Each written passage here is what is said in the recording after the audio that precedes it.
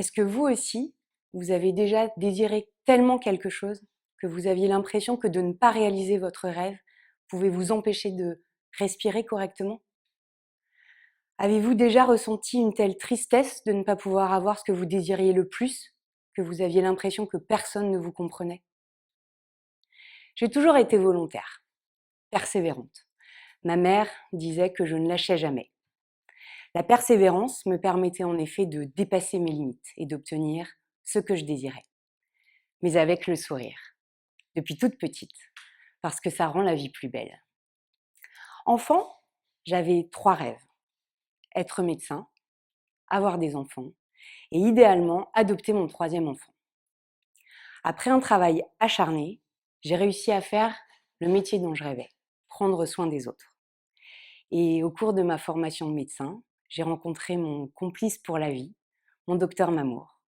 Puis sont arrivées 2 formidables petites filles, une vie de rêve.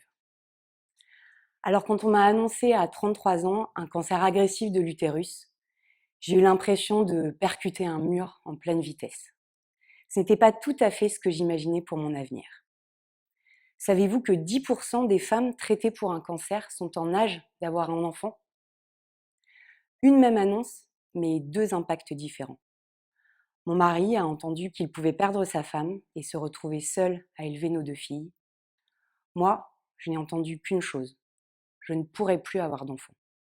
Enfin surtout, qu'on me privait de la liberté de décider de ma vie, de mes choix. Alors, comment réagir et retrouver de l'énergie quand on anéantit votre profond désir? Et comment concilier ce combat contre le cancer et ce désir d'être mère? J'ai tout de suite fait ce que je savais le mieux faire. D'abord, sourire. Et puis, pour retrouver mon optimisme, il fallait le retrouver. Un petit peu de piment dans notre vie trop parfaite, mais ça allait s'arranger. Et pour retrouver cette énergie, j'ai intérieurement décidé de ne pas renoncer à mon rêve, mais j'ai priorisé. D'abord, le combat contre le cancer et le désir d'être mère viendrait après. Incomprise? Sans doute, mais peu importe. C'est cette décision qui m'a permis de retrouver très vite de l'énergie positive. Et après 2 chirurgies pelviennes pour retirer tout ce qui pouvait ressembler à un organe féminin et des rayons pour bien brûler le tout, j'étais guérie. Alors, comment maintenant retrouver de l'énergie pour réaliser mon rêve? Quand on n'a plus ni utérus ni ovaire. Savez-vous que l'infertilité concerne un couple sur 4 et une femme sur 7? Et ce chiffre ne fait malheureusement qu'augmenter. Mon 3e rêve, c'était d'adopter. La vie ne faisait donc que me le rappeler. Je me suis donc investie avec une énergie débordante et un optimisme à toute épreuve dans le parcours de l'adoption. Intégration d'une association spécialisée dans l'adoption, occasionnant au passage de magnifiques rencontres et des expériences très enrichissantes. Obtention d'un agrément pour adopter un enfant à besoins spécifiques, c'est-à-dire porteur d'un handicap ou d'une malformation, afin d'augmenter nos chances de pouvoir adopter. Mon mari me suivait, non sans appréhension, mais voyant à quel point ce projet me portait et me faisait avancer. Et après une trentaine de refus d'associations d'enfants à l'étranger, plus de 150 refus de demandes d'adoption d'enfants pupilles dans d'autres départements, j'ai été élue meilleure cliente de la Poste. Enfin, une réponse positive. La première en 4 ans.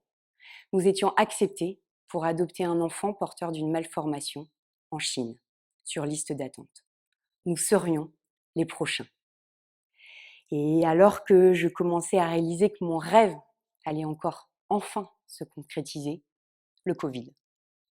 Arrêt net, complet pour plusieurs années et définitif. Je n'adopterai pas. Alors, comment réagir quand tous ces espoirs s'effondrent? Comment rebondir quand on ressent une immense tristesse qui nous empêche de respirer et dont on a l'impression que personne ne peut vous comprendre? J'étais anéantie, je n'avais plus d'énergie, je ne savais plus comment continuer, rebondir. Écrire, courir, danser, oui, mais parler. Ce sont les échanges avec mes amis qui m'ont permis de retrouver l'énergie positive.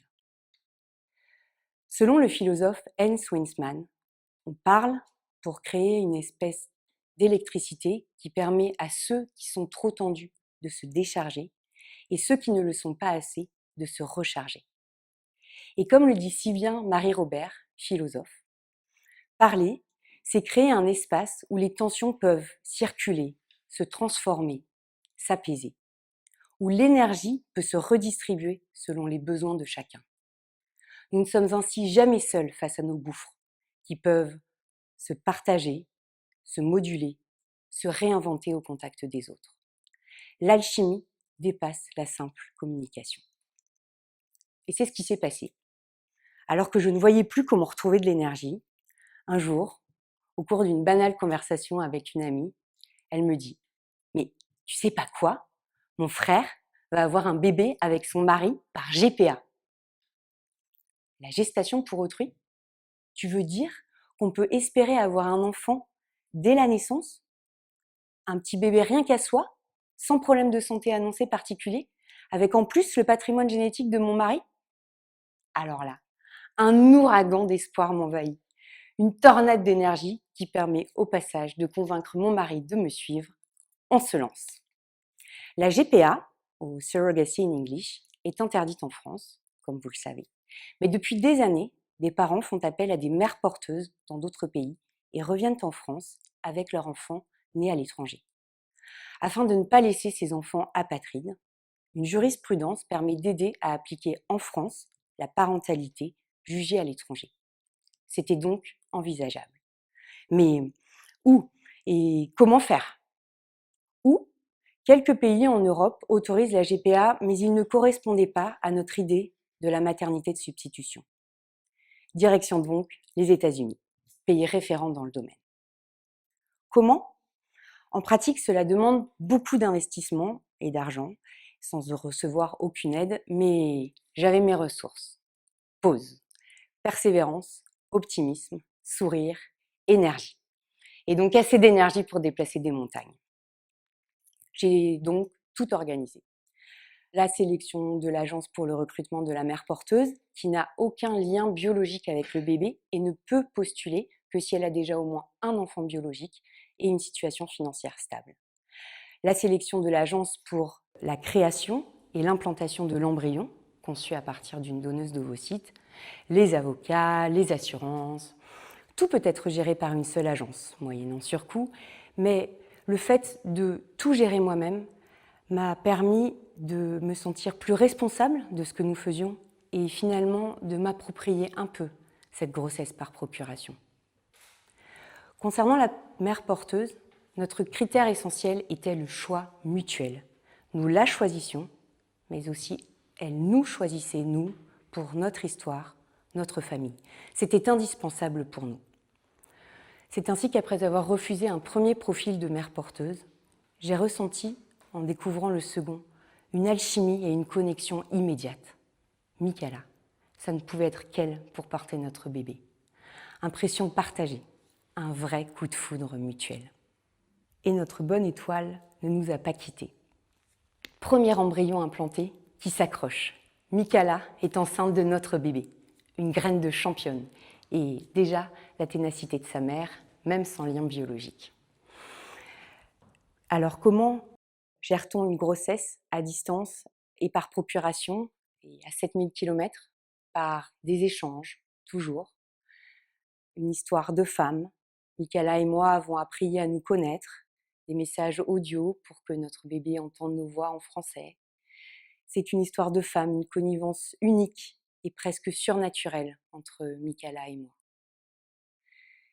Et puis, elle m'explique ses motivations. Pourquoi est-ce qu'elle s'est proposée à être mère porteuse ? Parce qu'elle adore aider les gens, parce qu'elle a eu des grossesses faciles. Et puis c'est pour elle un extra babysitting.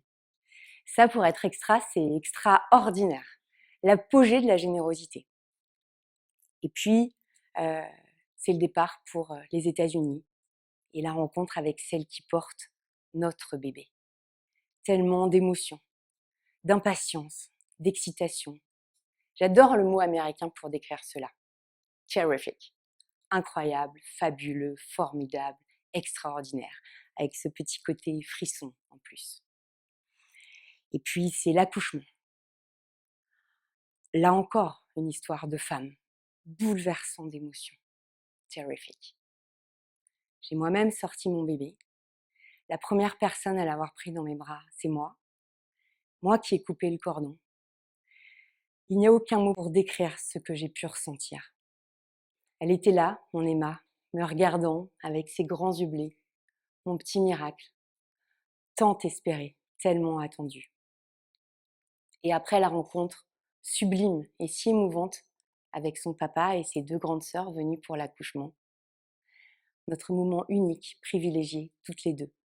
Une nuit entière à la câliner, lui expliquer son histoire, lui raconter d'où elle venait, à quel point je l'avais désirée, espérée, attendue, quel miracle elle était.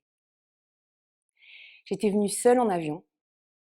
Je rentrais avec mon bébé de 13 jours, traverser l'Atlantique et retrouver notre famille, mes amis. Nous étions ses parents aux États-Unis, mon mari l'était en France, et j'allais le devenir officiellement 18 mois plus tard, après une procédure d'exaquature qui m'a permis de l'adopter. Étonnant ces clins d'œil de la vie. Tout comme Emma, Louise, Michaela, qui a fait ses premiers pas le jour de l'anniversaire de Michaela. Après 10 ans d'attente, d'espoir, de découragement, de persévérance, finalement, être maman encore. Une victoire contre le cancer? Non, bien plus que cela. Un miracle et un puits d'amour pour toute la famille.